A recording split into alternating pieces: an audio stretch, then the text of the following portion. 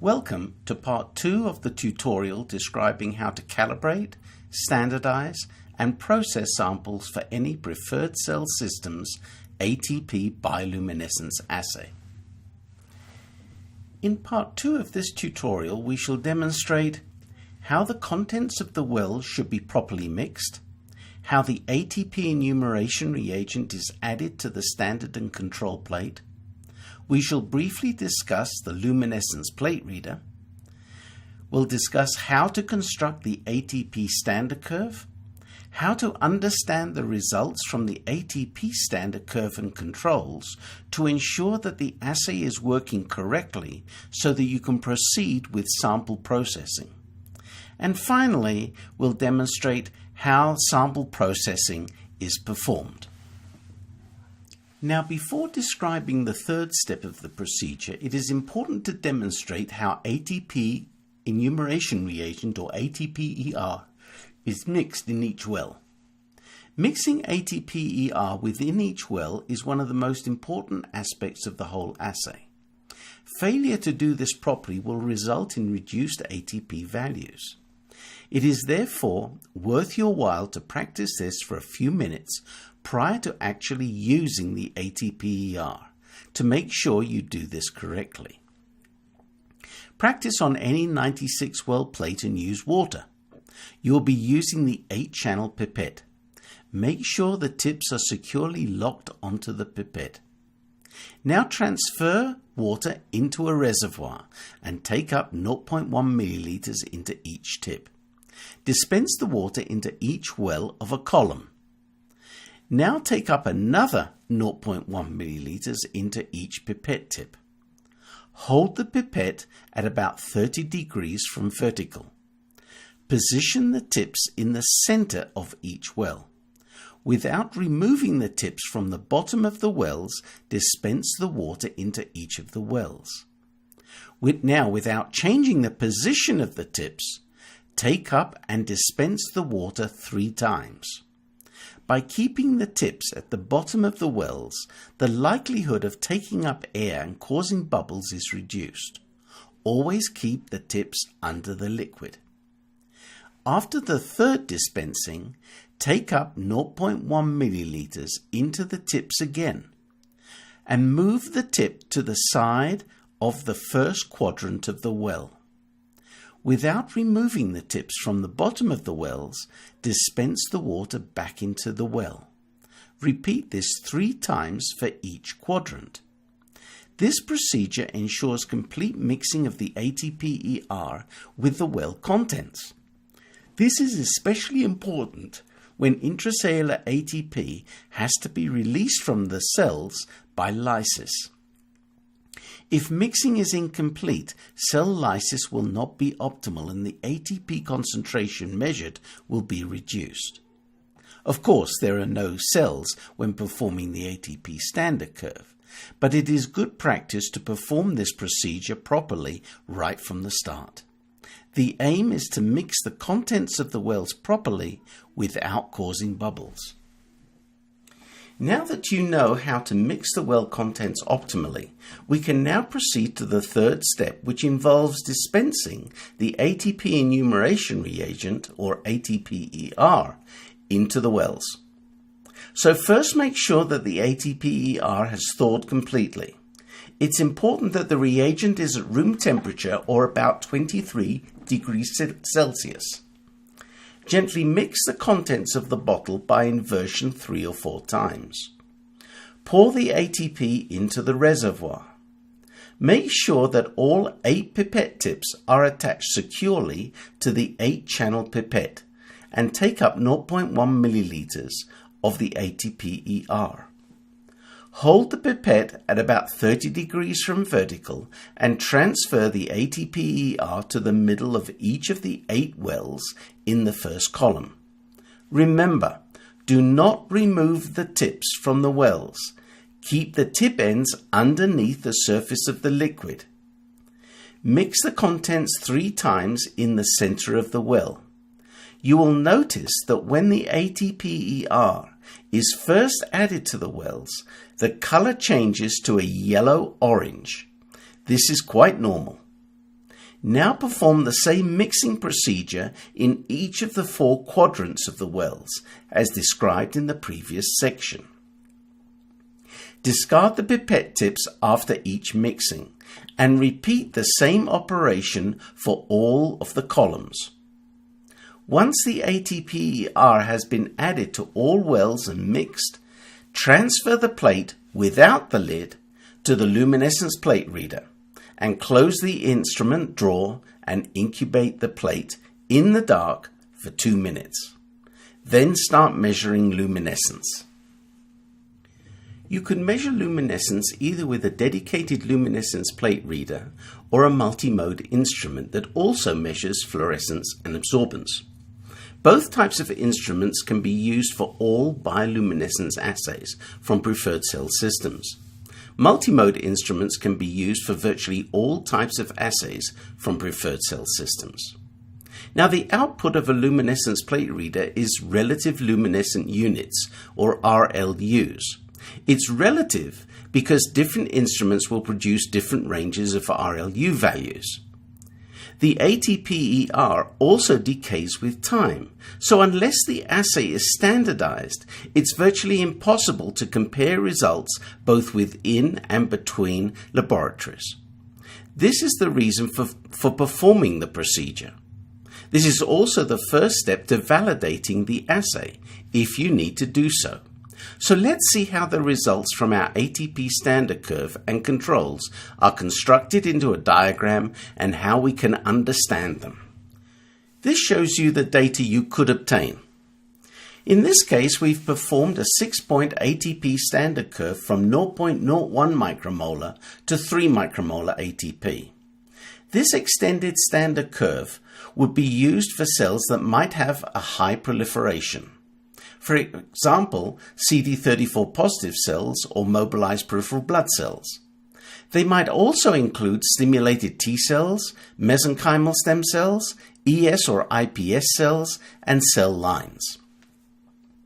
When looking at your ATP standard curve data, here is what you should look out for. First, calculate the % coefficient of variation from the mean and standard deviation of each of the 4 replicate wells. The % CV should be 15% or less. Very low values, such as those seen for the background, usually give high CV values, but these should not be greater than 20%. Second, look at the RLU values for 0.01, 0.1, and 1 micromolar ATP. The 10-fold increase in ATP concentration should be accompanied by an approximate 10-fold increase in RLU values. Similarly, the increase from 0.03 to 0.3 and then to 3 micromolar ATP should also be accompanied by an approximate 10-fold increase in ATP values. Next, look at the calculated ATP concentrations. These should be very close to the expected ATP concentrations. Using the medium provided with the kit, the background should be extremely low. Do not use any other medium for this procedure. You will get false results. Finally, look at the control values. Like the ATP values, the calculated control values should be similar to the expected control values. If you obtain data that conforms to these criteria and your ATP standard curve parameters shown in the previous slide are within the required ranges, you have calibrated your instrument and standardized your ATP bioluminescence assay. This gives you the confidence that the results you obtain for your samples are going to be trustworthy and repeatable. First, we will construct a graph in which the ATP concentrations that we set up in the experiment are on the x-axis and the RLU values on the y-axis. The results of the ATP standard curve must be plotted as a log-log linear regression. This is not the same as a normal linear regression, and it is also not the same as changing the x and y axes to a logarithmic scale. Both of these will not work. Using the log-log linear regression curve fit, you will get a straight line curve. The low and high controls must lie on the standard curve. The low control is set at 0.05 micromolar ATP, while the high control is set at 0.7 micromolar ATP. An extra high control can also be used, which is set at 1.3 micromolar ATP. These values have an allowable range of plus minus 15%.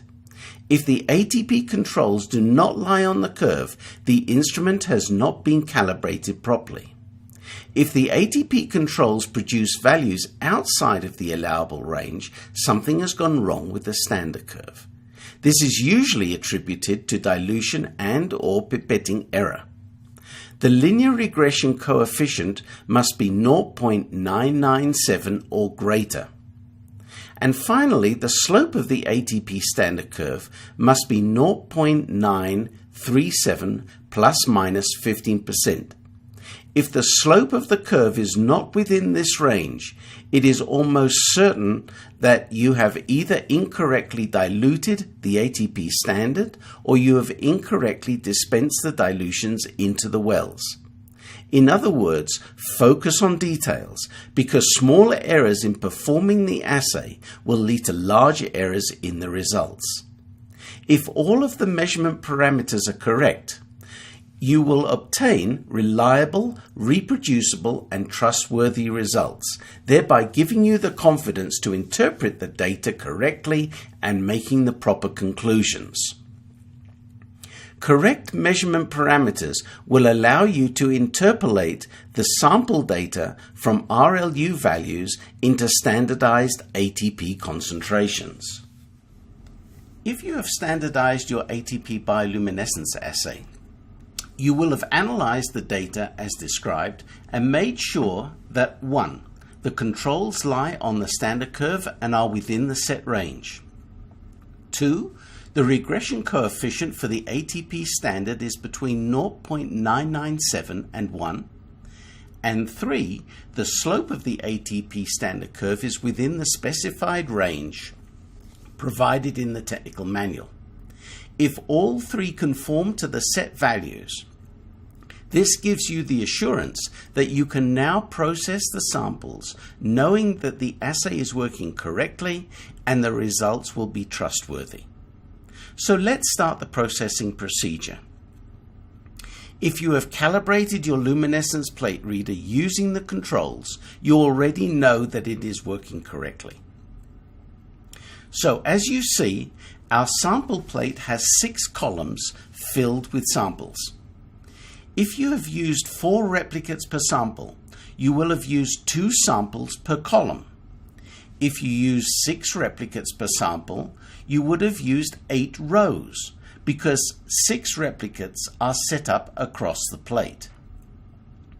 If you set up 8 replicates per sample, you will have used the first 6 columns of the plate. In any event, half the plate remains unused, and these can be used at a later date by covering the plate with a sterile adhesive foil included with the kit. To do this, place the 96 well plate in a hood to keep the plate sterile. Remove the lid. Peel off the back of the foil and press the adhesive side onto the top of the plate. With a sharp knife or scalpel, the foil will be cut, in this case, between the 6th and 7th column. The foil is then removed from the first 6 columns of the plate, leaving the remainder of the plate sterile. The remainder of the procedure can now be performed on a normal lab bench. You may have already poured the ATP ER into the reservoir to perform the ATP standard curve. If not, do this now. Using an 8-channel pipette, dispense 0.1 milliliters of the reagent into each well. Almost as soon as you add the ATP ER, the color of the culture will turn yellow. Now comes the most important part of this protocol. Using the mixing procedure described at the beginning of this part of the tutorial, mix the contents, trying not to produce too many bubbles. When the ATP ER has been added to all the wells and the contents mixed, transfer the plate to the luminescence plate reader drawer. Remove the lid and close the drawer of the instrument. Incubate the plate in the dark for 10 minutes, and without removing the plate from the instrument, initiate the measurement. During the 10 minutes incubation, the cells will have lysed, the intracellular ATP released, which will then react with the luciferin and luciferase in the reagent to produce a luminescent signal in relative luminescent units, or RLUs. Once all the RLUs have been measured, the results can then be interpolated from the ATP standard curve into standardized ATP concentrations. This standardization and sample processing procedure can be used for all ATP assays from preferred cell systems for hematopoietic cells, immune cells, cells of the mesenchymal system, primary explanted cells, ES, IPS, transformed cell lines, and tumor cells. For cells of the hematopoietic system, the assays include Cameo 96, Halo for Research, Halo PCA, STEM Predict, Halo QC, Halo SC IPS, Halo TE, and Halo PMT for cellular therapy, and Halo Tox HT for in vitro toxicity testing. For cells of the immune system, the assays include Immunoglow, Immunoglow MLC, and Immunoglow Tox HT for in vitro toxicity testing. For cells of the mesenchymal system, assays include MSC Glow for Research, MSC Glow QC, and MSC Potency for regenerative medicine, and MSC Glow Tox HT. And for all other cell systems, assays include StemGlow, StemClone for Research, Hepatoglow, Neuroglow, and StemGlow Tox HT. This concludes the tutorial. We at Preferred Cell Systems thank you for considering and using our products and for taking part in this tutorial. We aim to provide our customers with the best, most innovative and easy to use assays and reagents on the market. Please contact us with any comments or any questions you might have. We're here to help you get the most trustworthy results possible.